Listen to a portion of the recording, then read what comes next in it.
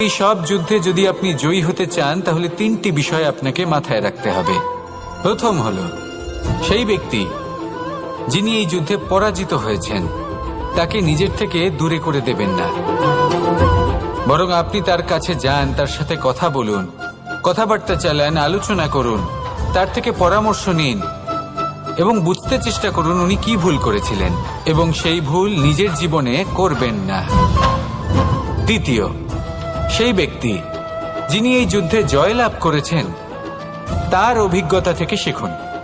তিনি কি কি পদক্ষেপ নিয়েছেন, কিভাবে তিনি প্রারব্ধের গতিপথ বদলে দিয়েছেন, কোথায় বুদ্ধি প্রয়োগ করেছেন আর কোথায় বল প্রয়োগ করেছেন, এই সব কিছু তার থেকে শিখুন। এবং তৃতীয়, আপনার নিজের বিবেক, তার কোনটা উচিত বোধ হচ্ছে কোনটা অনুচিত বোধ হচ্ছে সেটা বুঝে নিন। যদি এই